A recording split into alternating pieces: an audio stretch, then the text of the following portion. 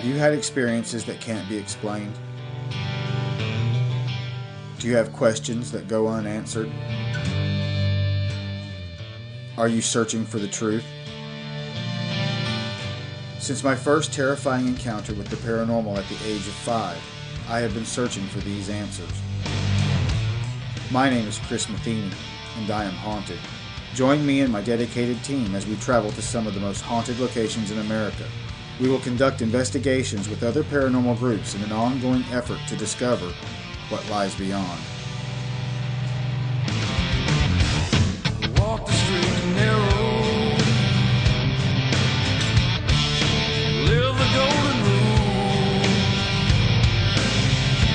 always lending a helping hand, still out playing the fool. Forgive and forget, turn the other cheek. Lord, my spirit is willing, but my flesh is so weak. Hey, thank you for joining us for tonight's episode of What Lies Beyond, A Quest for the Truth. We're going to be going to a beautiful antebellum home built in the 1830s called the Montgomery House, formerly known as the Rural Retreat. Now, it was built by a Dr. John Montgomery pre-Civil War, and it's a very beautiful and interesting home, so I hope you're going to stay with us, and we hope you enjoy.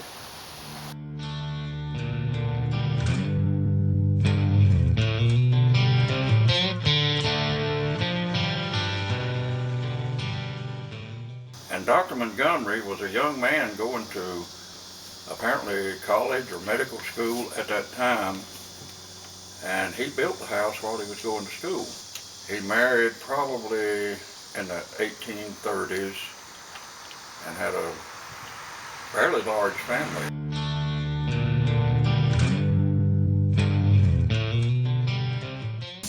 Dr. John Montgomery was a very successful man in his day. He ran a plantation. He had a medical practice. He was elected to the state senate twice for his district. All the hallmarks of a successful and happy life, except for the personal tragedy. He lost 2 sons during the war between the states, as well as having a third permanently disfigured and disabled. There were 3 sons. 2 served in the war between the states. One was killed at 7 Pine. Another one lost a leg at Bristow Station. Dr. John Montgomery and his wife, Mary Christian, built the house, Rural Retreat, which is now known as the Montgomery House, in the 1830s, just 30 years before the Civil War. Yet within 100 years, the house will have fallen into disuse, abandoned, and disrepair. Vagrants, alcoholics, and drug addicts were using it as a flop house, a crash house, if you will. And then there was another point in its history where it was slightly renovated. It was used as a rundown rental house. And there was a man named Mr. Andrews that lived in there. He was renting it, and he passed away in the house. He owned several dogs, and there was quite a few days went by before he was discovered. And during that time, well, his dogs got hungry, and apparently they ate him.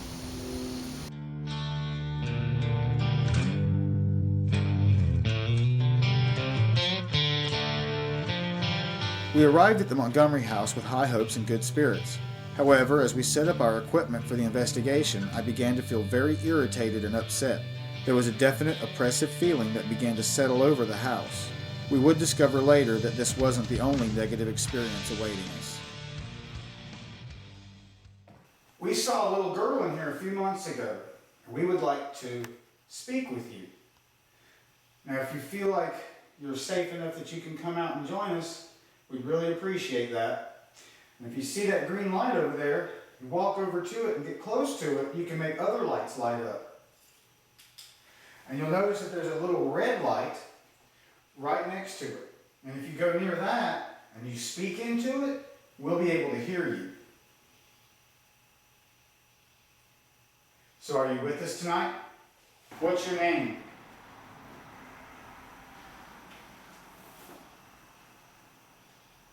Are you a Montgomery?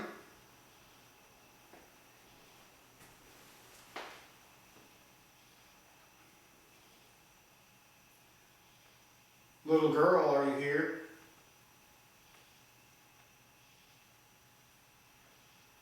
We have a little girl outside. Her name's Kelsey.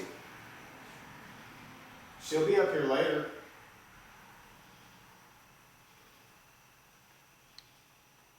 How long have you been in this house?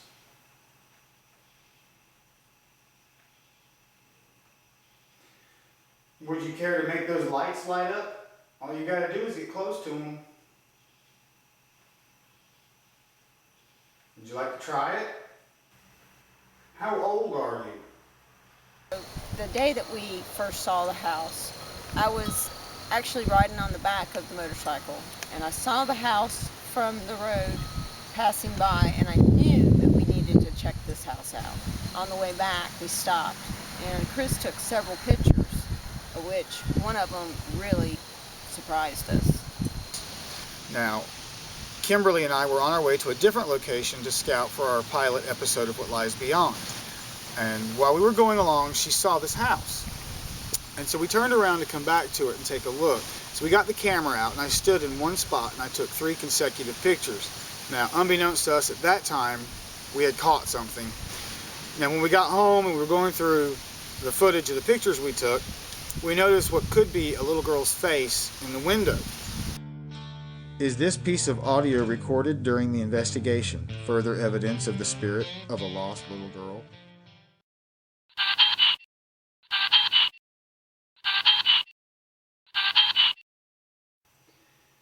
Mr. Montgomery, are you here? John? How about Henry? Magistrate Henry, are you here? I hear you were the last person to live in this house. Do you like what they're doing with the house? Trying to preserve it?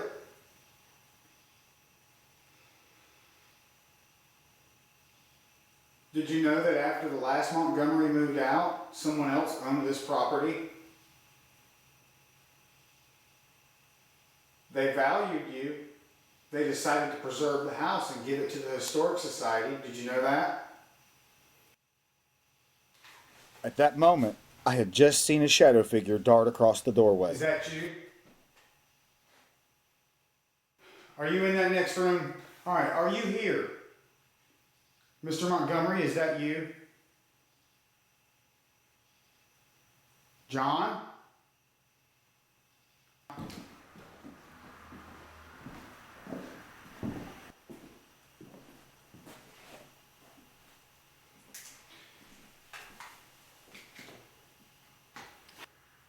Chris was a veteran as well. I understand that you were in the Revolutionary War. Is that true? Did you fight in the Revolutionary War? The War of 1812 for your son, I believe. Were you a soldier? Were you a commander? I was a grunt.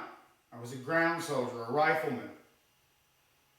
I'm proud of what I did. Proud of serving my country. How about you? Mr. Montgomery, I heard that you were a senator twice. Are you proud of that? Do you think you did good work? You must be. They named the county after you. Did you hear that?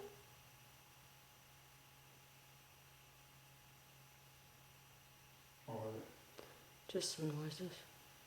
Mr. Montgomery, I heard that you were a senator twice.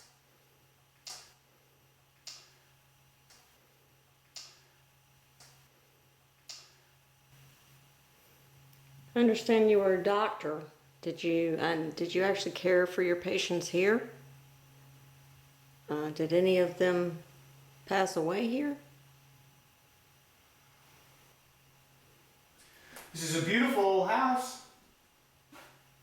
Come and communicate with us. Why are you hiding from us? You go to the rooms that we're not in. We're not trying to be disrespectful. We just want to communicate with you. Understand you had a beautiful wife named Mary. Yeah, where's Mary at? Was that you? Oh. Are you in the room with us now? That piece of wood. The piece of wood moved. Yeah, I heard it move an inch or two. I did too, and it was over there, and nobody was over there. Are you in that corner? Yeah, where's Mary at?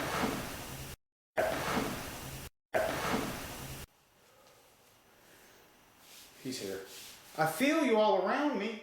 Why don't you come over here to these lights? Come over here. Make them move. Talk into the red one. Might want to move. Let's move those lights over here, or the meters over here. Alright, I'm going to leave the recorder playing right here. Why don't you come over and speak into it? And we're going to go into a different room.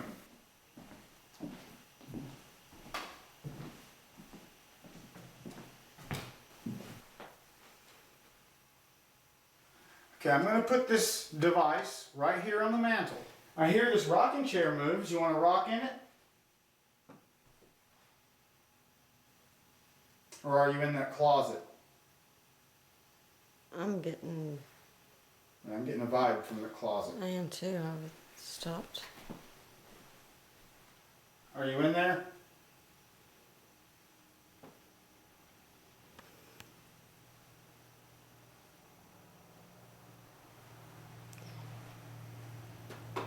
We mean no disrespect.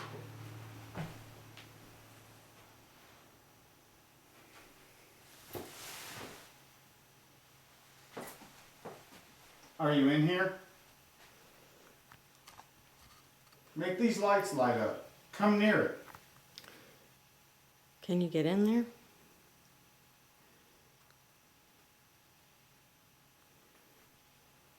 Alright, I'm coming into your room. Alright, I'm in here. There's my meter. If you're in here with me, why don't you come over and make those lights light up? I can't see them. There's more than one light. They'll all light up if you get near it. Would you like me to leave this room? If you would, make the lights light up, please. You light up just one more light, and I'll go outside for a while. How's that sound? Did you hear that? Yes, it is. We both heard a knock on the wood, but were unable to get any additional audio or video evidence. I'm going to lay this on your bed. Matter of fact, I think I'm going to lay down. Oh, this is a horrible bed. How did y'all sleep on these things? Are you here with us? Come on, make these lights light up. For real. You can communicate with us using these lights. If you'll come over and get near it, your energy will make the lights light up. Then we can ask you questions and you can make the lights light up and give us answers. Can you do that for me? To begin the Spirit Box session, we set our PSB7 AM/FM frequency sweep radio at the fastest rate possible. The PSB7 will scan up to 500 milliseconds. This means that the radio will scan up to several stations per second. We have found this device invaluable during investigations. This radio generates a type of white noise, which theory suggests gives an entity a medium through which they can communicate with the living. Is there someone evil in the attic? Did you hear that? Yeah. We both heard a knock in the upstairs foyer, but were unable to get any additional audio or video evidence. It would seem that the oppressive atmosphere would not be the only hardship we would have to contend with during this investigation. We would soon find out that all of our thermal and DVR surveillance footage was corrupted and unusable. We have no hard evidence to prove that all of these occurrences were related to paranormal activity. However, owing to personal experiences, we believe that these events are beyond coincidence. Come over here. Prove to me that you're here. Make these lights light up. Just come to the light. All you gotta do is come to the very end of it and it'll light up.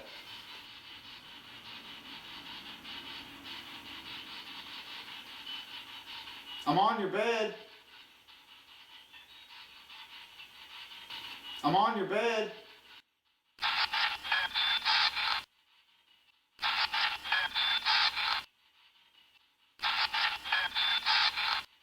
Does that bother you?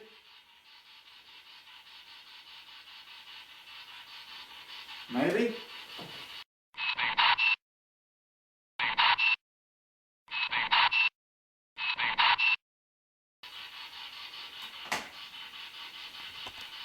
Think I'm going to lay down and have a little nap in your bed. Does that bother you? When's the last time you had a good night's sleep? You know, we can be here all night.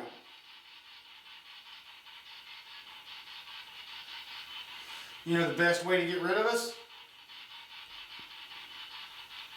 Show us what we want to see. Show us what we want to see.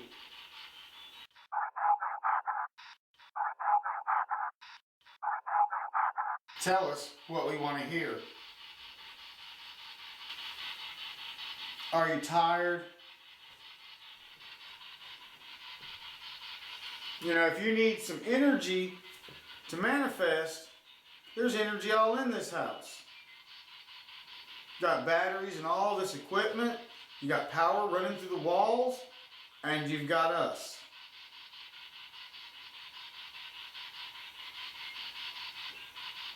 I heard that. Why are you playing games? Come on out, show yourself. What did you say? Why are you playing games? Come on out, show yourself.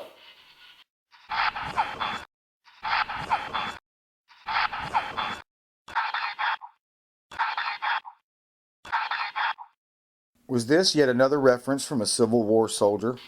You don't know why you can't come out? Are you afraid? I'm still waiting on you to come over here and light up these lights.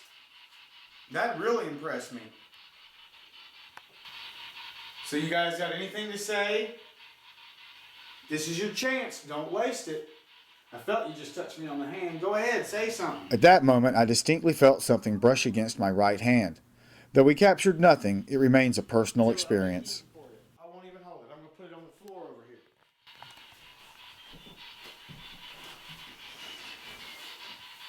Now, you don't have to worry about me. Just come near that light and the others will light up. Go ahead, try it.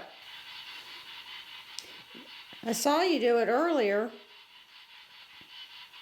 Can you try to do it for us again? I just saw your shadow. Come on. I'll make it even easier on you. I think I know where you're at, and I'm going to help you out. Here you go. Just get close to it. Make them light up.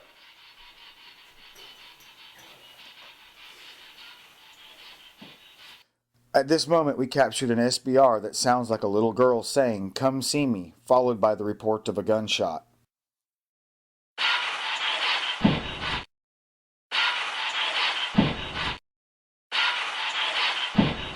We came here in respect and kindness. We don't intend you any harm. We mean you no ill will. We just wanted to communicate with you. Would you like us to leave? Here we captured a menacing voice from the spirit box that seems to be saying, "Never will give up, just never will." Could this be the spirit of a Confederate soldier?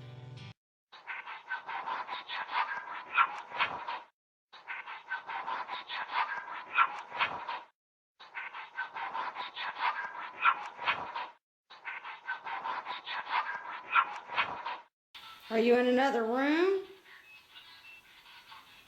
After Kimberly's question, a little girl's voice says, "Mommy," or "Hello," followed by a male voice that seems to say, "Doctor, please move out."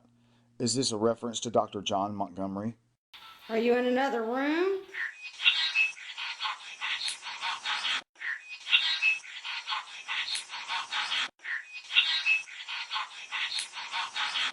What do you want me to do? What do you want me to do?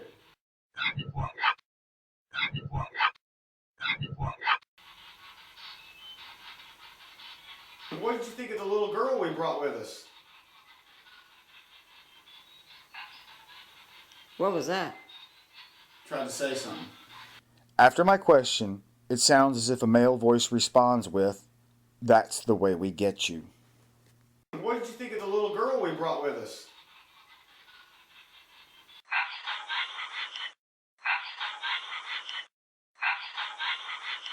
You're gonna have to try better than that. Lock on harder.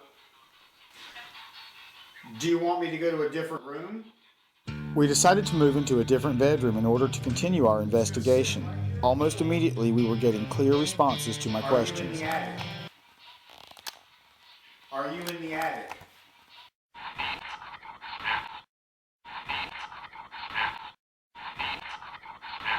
Who is holding you here? Spirits? Did you hear that? Yeah. Who is holding you here?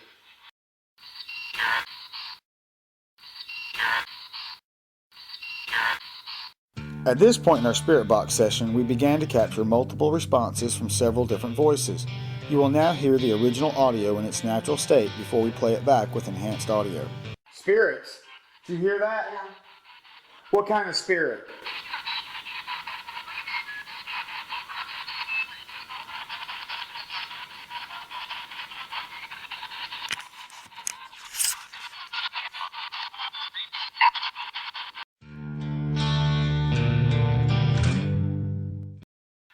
Spirits? Did you hear that? Yeah. Spirits? Did you hear that? Yeah. Spirits?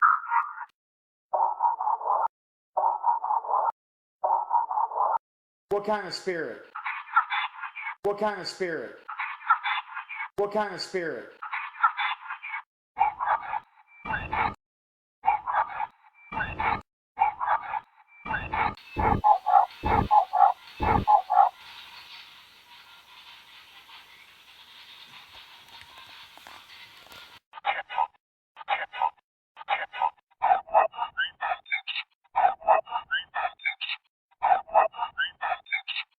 What kind of spirit is keeping you here?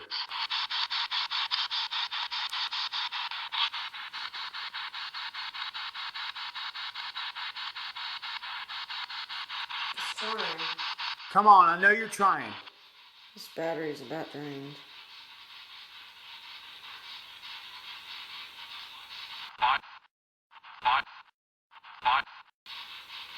We're running out of juice. Please communicate with us.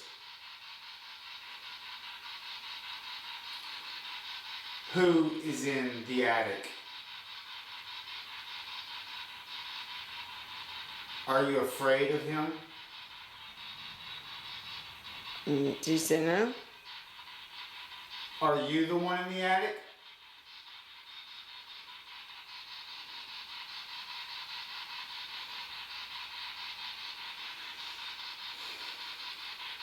What is the name of the man in the attic?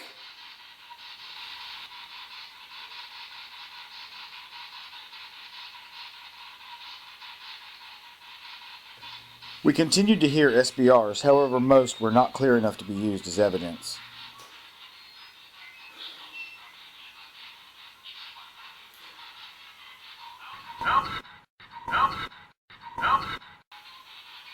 It sounded like he's trying to say something. Are you trying to tell me something?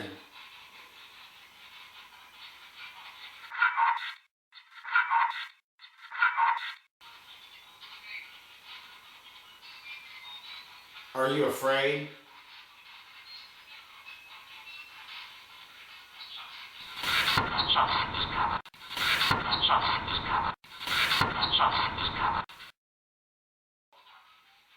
Well, there was an orb right in front of you. I feel it. Oh. Did you just grab me? I felt you touch me. Sorry I jumped like that, but I wasn't expecting it. You got me. Whoo! Yeah. Whew. Yeah, you grabbed my hip. I distinctly felt you grabbed me. You got me. You got me. You gave me a good start. We were unable to debunk these orbs as dusts or bugs due to the fact that they did not move in the same manner. Dust will most often appear like snow flurries, while bugs will flutter or streak through the frame, and neither were found on any of the footage shot that night. These orbs move with a slow and deliberate motion, plus they appear to be faintly self-illuminated. The fact that Kimberly saw the orbs just before I was grabbed on the hip only serves to further validate the entire experience. As far as the investigation went, we got a lot of great responses from the PSB-7, also known as the Spirit Box. There were a lot of great direct responses, and there were times where it would go for a while repeating the last word that someone said or the last several words someone said. There were a lot of good answers that directly related to the questions asked. Then we had Kelsey, our junior investigator. While I went in there without her, I asked that if there was a spirit, could it grab her arm when she came in? I said, grab her left arm. And lo and behold, later when she came in, she did just say that she felt something grab her left arm.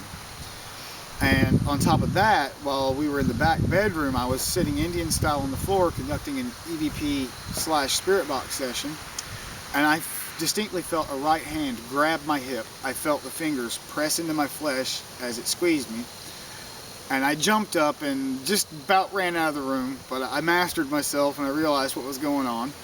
It was quite a shock, actually, but made for a great investigation.